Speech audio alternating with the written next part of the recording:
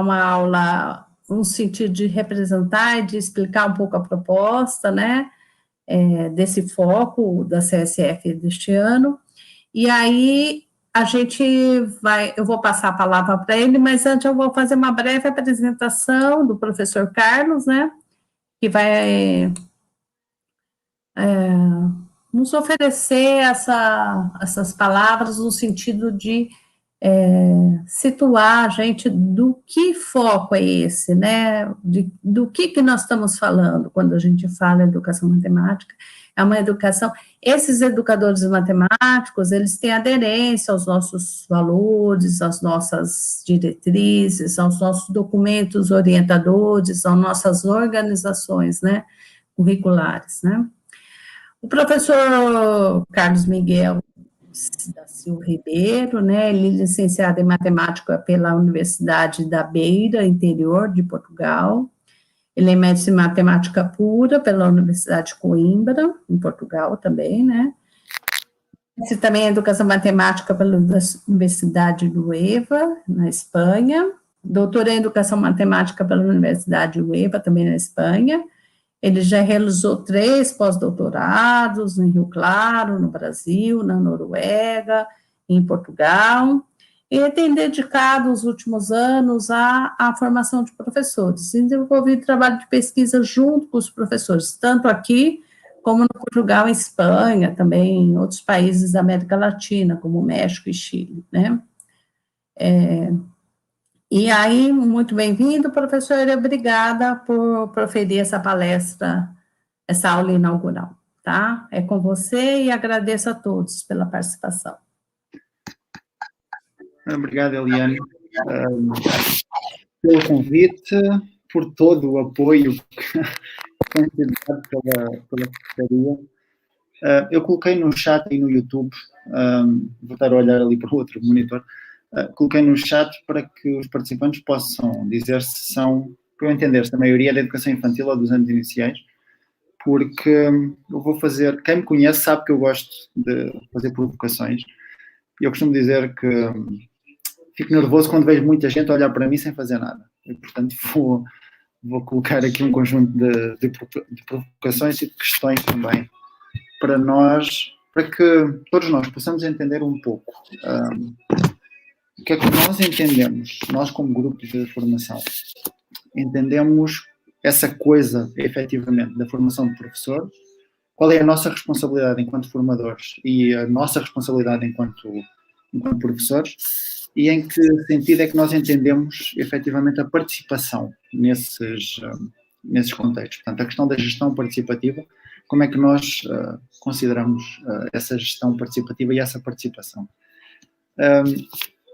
Eu preparei aqui um PowerPoint para nos ajudar nas discussões, porque, tal como eu trabalho com os alunos, nós, professores, acabamos por ser muito visuais. Eu vou fazer algumas perguntas, mas é importante que nós possamos estar a visualizar as imagens para podermos sustentar as discussões. Mas antes disso, acho que é importante retomar algo que o Tadeu comentou, e que eu concordo em absoluto, que é a educação infantil e os anos iniciais são as etapas mais importantes. E eu costumo dizer, ser professor da educação infantil e dos anos iniciais é muito mais difícil do que ser professor do ensino médio ou do ensino superior. Porque o trabalho na educação infantil e nos anos iniciais, é aí, efetivamente, que nós temos que garantir que as crianças e os alunos começam a sua formação pessoal, social, humana e, obviamente, para essa formação poder ocorrer, na perspectiva que nós consideramos, a educação matemática é central. Portanto, a forma como nós entendemos o que é o nosso trabalho como professores para discutir com os alunos sustenta-se no que nós denominamos o desenvolver o pensar matematicamente, para possibilitar que as crianças e que os alunos efetivamente pensem por si e que não se tornem depois em adultos que não conseguem passar por si próprios e vão ao sabor do vento. E, portanto, para que efetivamente consigam tomar as decisões e criticar as decisões, mas com uma base matemática, com esse pensar matemático que nos ajuda a resolver os problemas, não só resolver os problemas, mas também, no nosso contexto, a formular os problemas. Portanto, o Tadeu também comentou que é um projeto, portanto, a melhoria da qualidade da prática matemática é um projeto ambicioso.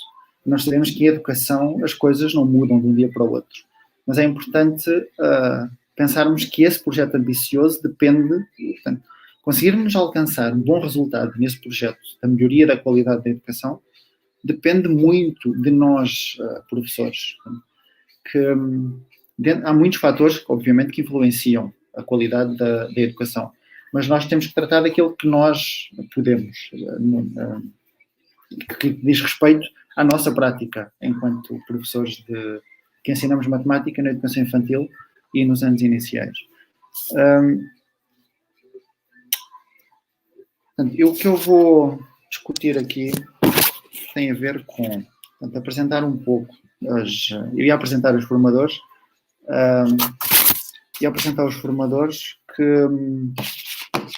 mas a Eliana já foi chamando, mas eu vou apresentar um pouco a estrutura da formação que nós pretendemos desenvolver, com as ideias principais. Portanto, eu vou apresentar aqui 9 contextos de formação, portanto, um contexto de formação com 9 ideias que nós pretendemos discutir, mas, obviamente, que o objetivo não é trazer da universidade para o contexto da sala de aula como sendo uma coisa vinda de cima para baixo, porque essa não é a nossa forma de trabalhar.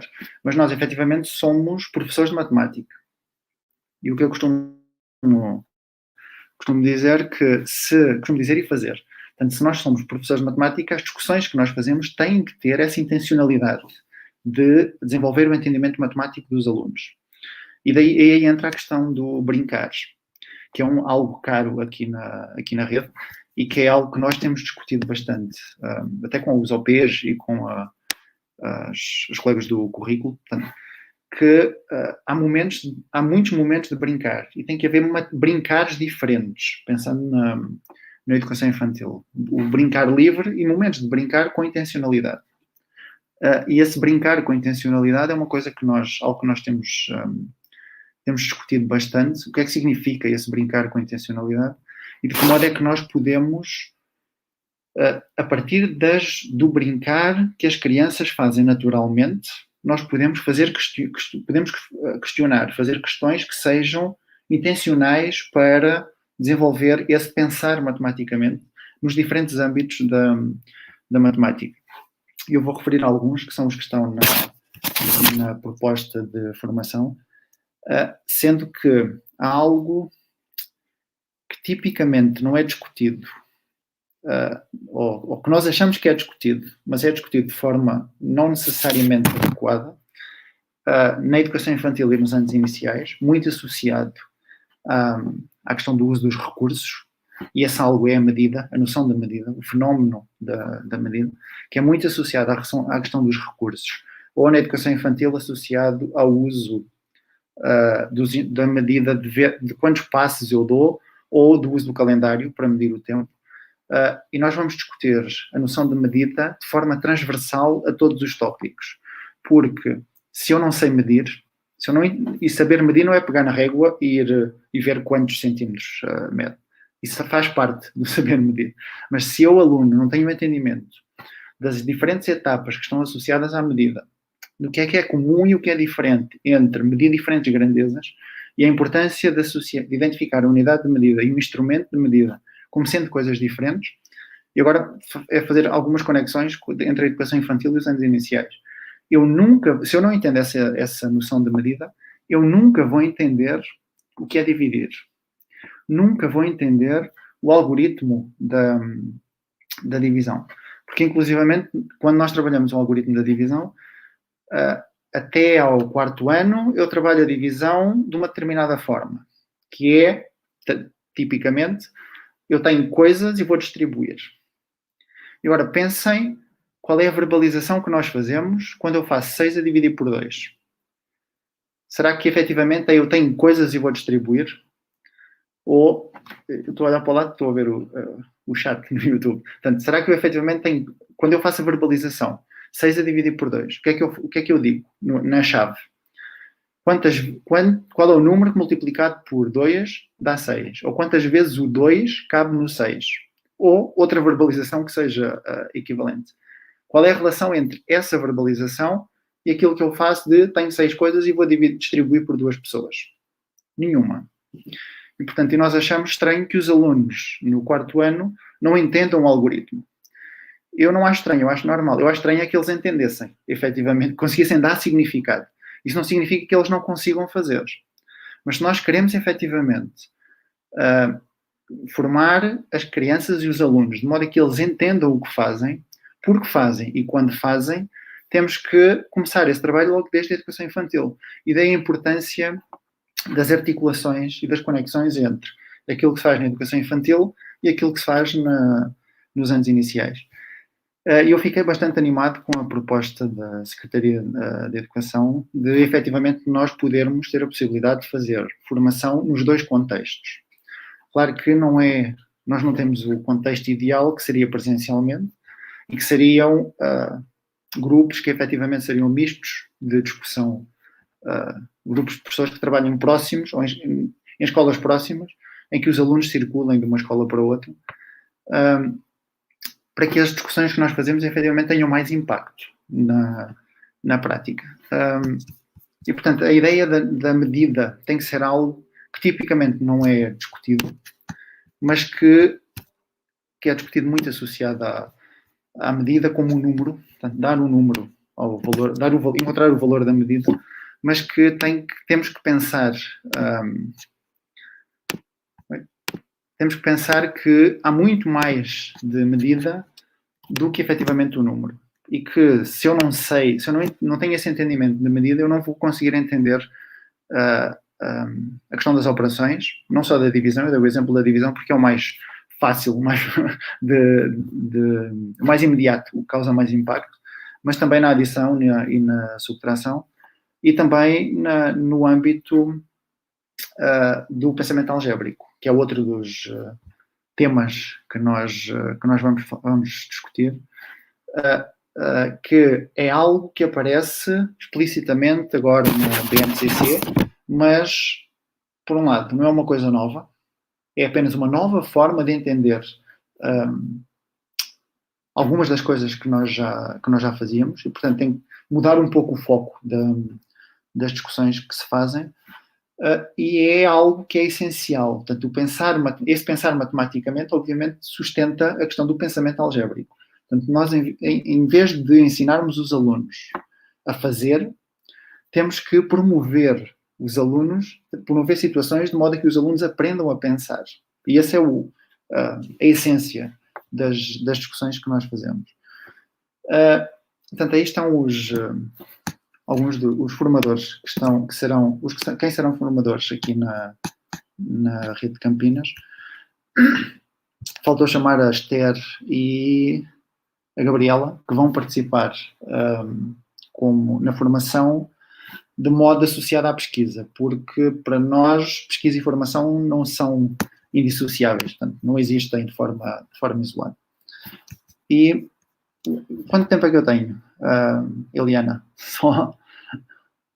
Não, pode apresentar. E a gente depois só vai chamar as coordenadoras e algumas professoras. Mas só para eu pensar, eu estava a ver aqui os participantes para decidir qual é a orientação que vou dar, mas até que horas mais ou menos é que... Porque as perguntas, eu vou fazer perguntas e queria que respondessem aqui no chat depois. Mas uns 20 minutos, Miguel, 15 a 20 minutos, tá? Ok. Bom, então só apresentando a estrutura da formação. O que é que nós consideramos? Portanto, há ideias que são comuns, têm que ser comuns. Se nós queremos garantir que aquilo que nós fazemos na educação infantil, que o brincar na educação infantil, e o brincar com a intencionalidade matemática, é benéfico, de alguma forma, para as aprendizagens matemáticas futuras dos alunos, depois nos anos iniciais, há coisas que têm que ser comuns. Portanto, se nós pensamos no tipo da estrutura do fazer em contexto de sala de aula, a estrutura é diferente, mas a discussão pode ter elementos que têm que ser comuns. E por isso nós separamos, mas com elementos em que a interseção não é vazia. Portanto, e o essencial da discussão será a base das conexões, que nós chamamos de conexões matemáticas, entre a medida, os números, as operações e o pensamento algébrico, em que essas conexões associadas à intencionalidade matemática vão ser transversais a todas as discussões. Portanto, para a educação infantil, o foco, obviamente, é no brincar, mas num brincar especial, que é esse com a intencionalidade matemática, e nos anos iniciais o foco será explicitamente no pensar matematicamente, entre essas conexões.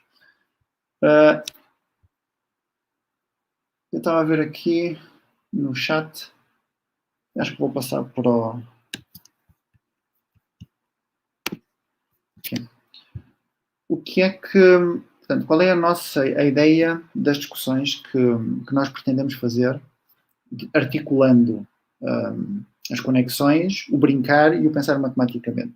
Portanto, discutirmos essencialmente estes 3 tópicos. E porquê discutir estes 3 tópicos? E reparem que a ênfase não é nas operações, nem é nos números. Porquê? Porque também para tirarmos o peso que normalmente as operações e os números assumem na nossa prática enquanto professores. Porque a matemática não é só números e não é só operações, mas também é números e operações. Então nós temos que discutir um pouco desses números e operações. E eu hoje vou apresentar aqui um problema envolvendo a adição e a subtração, que é uma coisa que nós não vamos discutir na formação. Portanto, esta discussão que eu vou fazer aqui nós não vamos discutir na formação, e vamos discutir algo que vem antes do que eu vou apresentar aqui, porque o que eu vou apresentar aqui está relacionado com o algoritmo. E nós normalmente temos muita pressa em chegar ao algoritmo. Mas o algoritmo tem que ser a última coisa a discutir. Tem que ser apenas e só mais uma forma de resolver os problemas. E antes de chegar ao algoritmo, existe um conjunto de etapas que nós temos que trabalhar com os alunos e com as crianças da educação infantil. Portanto, nós temos que olhar esta estrutura em termos horizontal e em termos verticais. E, portanto, a estrutura está pensada dessa forma para, considerando também o tempo que passou, que os alunos não tiveram contacto, ou tiveram um pouco menos contacto, ou pouco contacto com a escola, a questão da gestão curricular. E, por isso, nós não vamos discutir a medida como um pacote, o pensamento algébrico como um pacote e as operações como um pacote. Ou seja, vamos fazer conexões efetivamente entre os diferentes temas e tópicos da matemática, porque essa é a nossa prática enquanto professores. Se eu passo 3 semanas a discutir medida e nunca mais retorno à medida, os alunos, aquilo que possam ter entendido nessas 3 semanas, vão deixar de entender. E, portanto, nós temos que ir retomando as tarefas de medida, temos que ir retomando as tarefas de pensamento algébrico e temos que ir retomando as tarefas de números, tal como todas nas outras áreas da matemática. E o mesmo acontece com a questão das brincadeiras. Eu vou retomando as diferentes brincadeiras e os diferentes recursos para o trabalho com os alunos e com as crianças, de modo que eles efetivamente entendam o que fazem, por que fazem e quando fazem. E eu faço a pergunta...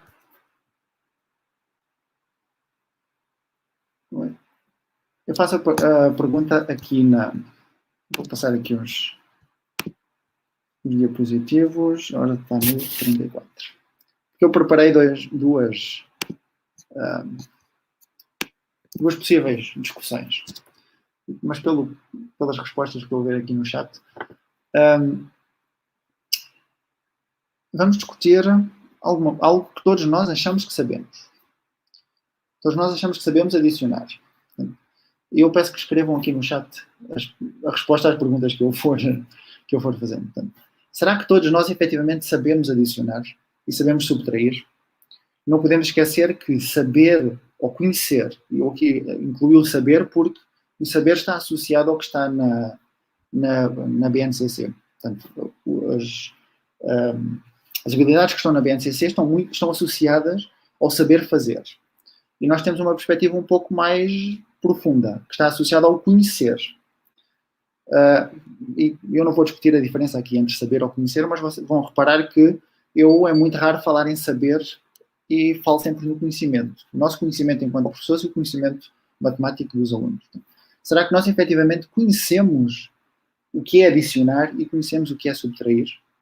E estas duas perguntas eu não vou discutir aqui, porque estas duas perguntas são centro, um dos focos de discussão depois no contexto da formação. Portanto, mas eu aqui vou discutir para nós pensarmos. A questão dos algoritmos. Será que eu efetivamente sei fazer o algoritmo de modo a que aquilo que eu digo hoje seja válido amanhã? Porque mesmo que eu não seja, e hoje é primeiro ano, algoritmo da adição, e amanhã, segundo ano, algoritmo da subtração. Porque mesmo que eu não seja o aluno, que eu não seja o mesmo professor, desculpem, portanto, no primeiro ano e no segundo ano, o aluno é o mesmo. E, portanto, aquilo que eu digo hoje, se posso ou não posso fazer, quais são as etapas que eu uso para fazer a adição de duas quantidades, tem que ser válido amanhã, quando eu estiver a discutir a subtração. Porque se eu hoje digo uma coisa e amanhã digo outra contrária, obviamente na cabeça do aluno não vai funcionar. Não vão entender não vão entender a matemática, não vão entender o que têm que fazer e porque têm que fazer, porque efetivamente não tem sentido. Se as coisas mudam à vontade do vento, não tem sentido. Tem que haver e essa é outra das premissas que nós discutimos. A questão da estrutura. Tem que haver uma determinada estrutura que se mantém na discussão matemática, que vai fundamentar o raciocínio matemático e o tal pensar matematicamente. E eu queria que me escrevessem no chat, será que efetivo, como é que nós fazemos, usando um algoritmo, e esta é a questão usando o algoritmo é importante, usando um algoritmo, como é que eu faço 15 mais 8? E depois, como é que faço 51 menos 17? E eu já estou a dizer, falta o 23, portanto, 15 mais 8 é 23, o 51 menos 17 é 34. E, portanto, eu não quero saber o resultado. Portanto, já tirei o peso, e este é um tipo de estratégia de abordagem pedagógica que nós usamos para tirar o peso da resposta final. A resposta final não é importante neste tipo de situações. Tal como a resposta final não pode ser importante na resolução de problemas. O mais importante tem que ser as estratégias que nós usamos, o percurso que nós desenvolvemos, que os alunos desenvolvem, para conseguir encontrar essa resposta. E, portanto, 15 mais 8 é 23, 51 menos 17 é 34. Como é que cada um de vocês pensa, faz o algoritmo do 15 mais 8? Qual é a verbalização que utiliza? Pensando no algoritmo. Eu vou vendo ali no chat o que está. Imaginem que tenho aqui uma aluna, Maria, que faz 15 mais 8, faz o algoritmo, dá 13 e dá 1. Depois tenho outra aluna, Júlia, que a resposta é 1, 13. Fez desta forma, mas que deu diferente do Ricardo. O Ricardo é outro aluno, e o Ricardo sempre acerta a conta. E fez a representação com tampinhas. Portanto, isto também para mostrar que o uso do recurso não tem que ser uma coisa cara. Pode ser um recurso. Portanto, é o uso intencional que nós fazemos do recurso. Eu posso aceitar a resposta da Maria ou não posso aceitar a resposta da Maria? Essa é a pergunta. Respondam aí no chat, por favor. Porque se estivéssemos no presencial, agora eu ia dar tempo para nós discutirmos. Mas também não tenho assim muito tempo. Portanto, imaginem que a Maria dá esta resposta. Qual é a resposta da Maria? Igual à da Júlia. 1, 13. Posso aceitar como matematicamente adequada ou não posso aceitar como matematicamente adequada? Tipicamente nós dizemos, a menos de alguma alteração, mas com o mesmo significado, 8 mais 5, ou 5 mais 8, 13, e vai 1, 1 mais 1, 2. Porquê é que nós dizemos e vai 1? Porque há a regra que nos ensinaram de que, na ordem das unidades, em qualquer ordem, eu não posso ter 2 algarismos. E, portanto, só posso ter quantidade até ao 9. E isso está associado também a algo que eu confesso que só aprendi aqui no Brasil, a questão do jogo do nunca 10. Que diz basicamente que eu nunca posso ter 10 em uma determinada ordem, portanto, nunca posso ter 10 em determinada ordem do ábaco. Ok, portanto, será que efetivamente eu nunca posso ter 10 na ordem das unidades? Se eu não puder ter 10, a resposta da Maria está errada. Se eu puder ter 10, a resposta da Maria está correta. Ainda que não seja necessariamente a resposta esperada, porque a resposta esperada é 1, 2 e 1, 3. O 2 na ordem das dezenas e o 3 na ordem das unidades, o 23. Portanto, guardem isto. Será que, efetivamente, se eu disser à Maria, está incorreto, que é o mais comum, se a minha resposta para a Maria for, Maria, está incorreto porque temos que fazer, e eu for dizer à Maria qual é a regra que vamos usar, que vamos empregar. Isto associado à ideia do nunca 10. Então, e o aluno está no primeiro ano. Quando o aluno vai para o segundo, mesmo o aluno vai para o segundo ano e quer fazer 51 menos 17. Como é que vocês fazem o 51 menos 17 usando o algoritmo? E o algoritmo aqui e por motivos históricos, o que vocês aprendem ou ensinam, o que se ensina hoje pode não ter sido necessariamente o que aprenderam quando eram alunos. Mas vamos assumir que o que nós fazemos normalmente é, tenho 51, que é este, tenho 51, risco 5, a verbalização, a Natália escreveu aí, empresta 10, eu ia dizer, empresta do 5 e empresta das dezenas, passo para as unidades. Não vos causa estranheza eu pedir emprestado ao 5, fico com 4 e passar para o 11 e depois em momento nenhum eu vou devolver ao 5. Por outro lado, se eu peço emprestado, se eu pedir emprestado 10 reais à Eliana, o que é que acontece à Eliana? Fica com uma quantidade menor do que tinha, independentemente de qual a quantidade que tinha. A Eliana fica com uma quantidade menor e se eu não pagar, o que é que vai acontecer? Ela vai reclamar comigo, que eu não paguei. Portanto, eu não devolvi o que pedi. Isso por um lado. Por outro lado, se o aluno, no primeiro ano, diz que nunca posso ter 10 na ordem das unidades, chega ao segundo ano e o professor diz, não, agora pedimos emprestado ao 5, sem discutir aqui a linguagem, peço emprestado ao 5 e fico com 11. Se eu fosse o aluno, e quem me conhece sabe que eu faço muitas perguntas, se fosse o aluno, eu perguntava logo, professor, não posso, porque o professor ou a professora do primeiro ano disse que eu não podia. Se o professor ou a professora do segundo ano me dissesse que não, esta forma está correta, o que é que eu pensava? Ou o meu professor do primeiro ano não estava bom da cabeça, ou alguma coisa aqui no segundo ano, a pessoa também não está bom. Um dos dois não pode estar bem da cabeça, porque a mesma coisa não pode ser válida num momento e deixar de ser válida no outro. Eu não posso dizer no primeiro ano que não posso ter 13, no 15 mais 8, e no segundo ano dizer que posso ter 11. Portanto, há aqui esta incoerência em termos da linguagem que nós usamos e está associado ao nosso conhecimento. Porque foi assim que nós fomos ensinados. E funciona sempre. Está o exemplo aqui que funciona sempre. Mas o facto de funcionar não significa, o facto de nós sabermos fazer e dos alunos acertarem as operações não significa que entendam o que estão a fazer. E se nós queremos, depois, num outro momento, discutir a questão do dinheiro com a matemática financeira, que tem que ser algo trabalhado também nos anos iniciais, para que os alunos e as famílias comecem a ter uma boa relação com o dinheiro. Eu não posso dizer, por um lado, que peço emprestado e depois não pago, aqui, e depois, quando vou num contexto específico da matemática financeira, dizer, se vocês forem pedir emprestado 1.000 reais ao banco e não pagarem, alguma coisa vai acontecer. Porque o pedir emprestado é o mesmo. Voltando aqui à discussão do algoritmo. Se o Edgar, outro aluno, fizer este raciocínio. Porque nós sabemos que subtrair é retirar. Eu tinha 51 balinhas, comi 17. Com quantas balinhas fiquei? se o Edgar fizer esta representação, o Edgar não está a retirar nada. Está a fazer outro raciocínio, que não tem nada a ver com o retirar. E a resposta está correta.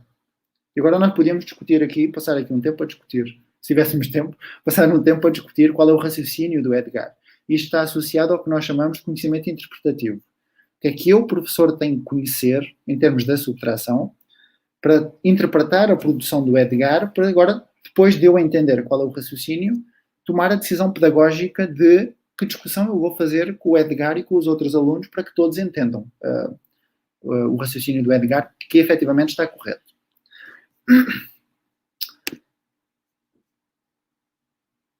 Eu vou passar aqui. Onde é que está? Ok. Aqui temos a questão do se o peço emprestado ao 5 e do ao 1, portanto, o que eu comentei há pouco dos 10 reais de Eliana. Se eu peço emprestado, e efetivamente era o que a minha mãe sempre dizia, se eu peço emprestado tenho que devolver. E idealmente tenho que devolver melhor. Uma condição melhor, ou igual ou melhor. E um comentário do aluno é, ok, mas se a professora está a dizer, se a professora está a dizer que aqui não posso pedir emprestado e não tenho que pagar, então aqui não deve ser necessário. Que é algo, que este tipo de discussão é algo que tira do contexto dos alunos a matemática. E, portanto, nós que consideramos que a matemática deve ser essa prática cultural, que pensamos inclusivamente na questão da etnomatemática, da matemática dos contextos. Quando temos as discussões mais formais, acabamos por retirar. Nós arranjamos um contexto muito interessante, muito potente, mas depois, quando fazemos as discussões, acabamos por tirar essa potência dos contextos, porque isolamos a discussão matemática no algo como sendo especial e que o contexto deixa de ser importante.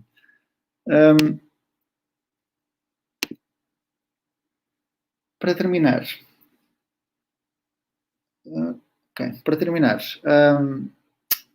portanto, pensem que isto para vos, espero que depois destes minutinhos aqui de discussão, da apresentação, com pouca discussão, que vocês tenham, e esta é uma das premissas que nós temos sempre, vocês tenham mais dúvidas agora do que tinham há 20 minutos. E reparem que foram 20 minutos, uma coisa muito corrida. E tenham mais dúvidas porquê? No sentido de nós começarmos a problematizar a nossa prática, começarmos a problematizar a forma como nós trabalhamos com os alunos, as discussões que fazemos com os alunos, de modo a que nós possamos não ensinar da forma que nós achamos que fomos ensinados. Porque todos nós fomos ensinados, como eu apresentei aqui, do pede emprestado e do 11 e de não pode ter mais que 10 em cada uma das ordens, mas nós sabemos hoje, não sabíamos na altura, mas sabemos hoje que isso não é verdade. Portanto, matematicamente, existem outras formas de fazer essa discussão. Portanto, obviamente que aqui em 20 minutos nós não conseguimos desenvolver todo o nosso conhecimento em relação à subtração. E a subtração é uma coisa que os alunos do segundo ano têm o direito de entender.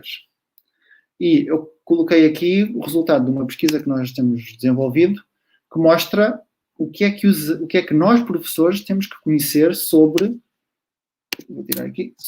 subtração. Apenas conhecimento matemático. Aqui não está ainda as estratégias de ensino, os recursos, as discussões com os alunos, as questões curriculares. Portanto, conhecimento matemático. E de subtração nós só temos que conhecer isto. Agora, imaginem que é que se eu juntar que temos que conhecer de adição, o que temos que conhecer de multiplicação, o que temos que conhecer de divisão, só no âmbito das operações, e o que temos que conhecer das conexões entre as diferentes operações, e como eu comecei por comentar, o que é importante nós relacionarmos as operações com o contexto da medida. Como é que a medida entra em todas estas discussões para nós darmos significado às operações e aos outros diferentes tópicos que temos que trabalhar. Para a educação infantil,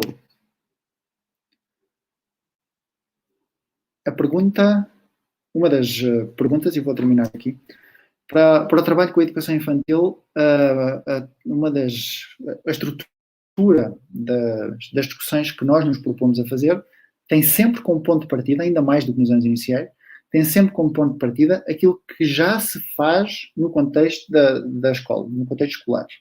O que é que eu, professor de educação infantil, faço no contexto escolar? Para nós podermos, a partir daquilo que já fazemos, dar essa intencionalidade matemática às discussões que podem ser feitas. E eu recordo-me sempre da vez que fui à primeira escola que fui aqui em Campinas, da Regiane, a professora da educação infantil, que o contexto inicial da rotina do dia a dia, a partir do contexto inicial da rotina do dia a dia, havia muita matemática que podia ser discutida com as crianças, mas que a Regiane, na altura, não tinha incorporado essa possibilidade, porque acabava por fazer sempre o mesmo tipo de coisas. Não sei se a Regiane está por aí. Portanto, mas depois das nossas discussões, eu fui três ou quatro vezes à sala dela, começaram a surgir várias ideias de discussões que se podiam fazer com as crianças de 3, 4, do grupo da sala dela, de 3, 4 e 5 anos, para começar a discutir a matemática que iria ser útil depois nos contextos das brincadeiras, mas que iria começar a desenvolver esse entendimento matemático que será útil depois no futuro. Que não é ensinar matemática na educação infantil. Não é ensinar formalmente a matemática na educação infantil. É desenvolver as brincadeiras a partir dos contextos que já ocorrem, de modo a que as crianças comecem a conseguir entender algumas das relações que podem ser feitas. E outra das coisas que nós fazemos, que nós consideramos todas as crianças têm o direito de todos os dias aprender pelo menos uma coisa nova. Independentemente se é da matemática, da língua portuguesa, da história, da geografia. Portanto, se as crianças aprenderem uma coisa nova por dia, pensem quantas coisas novas não vão aprender no final dos 3 anos que andam na educação infantil.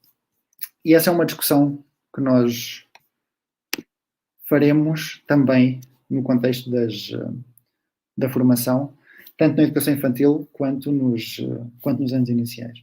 Eu vou terminar por aqui. Podia ficar o resto da noite, mas vou terminar por aqui. Eliane.